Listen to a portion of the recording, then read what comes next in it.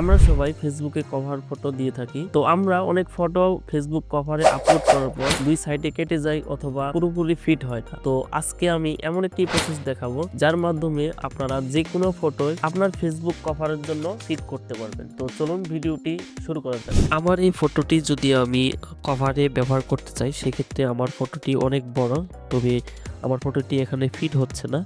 তো এই জন্যই আমি এই ফটোকে ফিট করে আমি এখানে আপলোড করব। এর জন্য আমি চলে যাব হাইপিক সফটওয়্যারে। এই হাইপিক সফটওয়্যারটি প্লে স্টোরে দেওয়া আছে, আপনারা সেখান থেকে ডাউনলোড করে নেবেন। আমি হাইপিক সফটওয়্যারে চলে যাচ্ছি।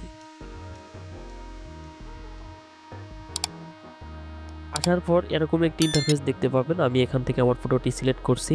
সিলেক্ট করার পর আপনারা এখান থেকে অ্যাডজাস্টে চলে যাবেন। অ্যাডজাস্টে চলে যাওয়ার পর এখান থেকে ক্রপে চলে যাবেন। যাওয়ার পর আপনারা এখানে দেখতে পাচ্ছেন সাইজ, আপনারা এই সাইজটি দিয়ে নেবেন। আমি একটু ফিট করে নিব ফটোটিকে। করার পরে আমি এআই এক্সপান্ড এখানে ক্লিক করব।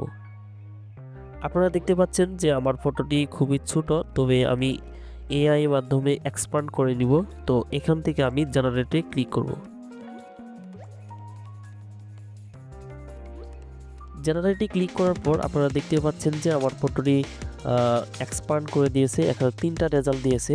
এখানে আমার হাতে একটি ল্যাপটপ দিয়েছে, আর এখানে এরকম দিয়েছে। সাইটে অনেক জায়গা এক্সপান্ড হয়েছে।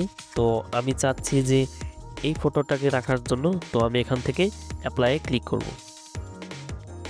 তো অ্যাপ্লাইয়ে ক্লিক করার পর আপনারা দেখতে পাচ্ছেন যে আমার ফটোটি কেমন ছিল। এখন দুই পাশে অনেক জায়গা এক্সপান্ড হয়েছে। তো আমি এখান থেকে টিক মার্কে ক্লিক করব।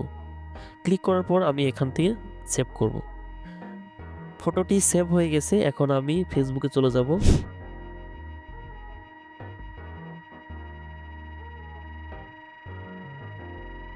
আমি ফেসবুকে চলে আসছি। আমি এখান থেকে ক্যামেরা আইকনে ক্লিক করব। ক্লিক করার পর আপলোড ফটোতে ক্লিক করব। এরপর আমি যে ফটোটি এক্সপান্ড করেছি সেই ফটোটি ক্লিক করব।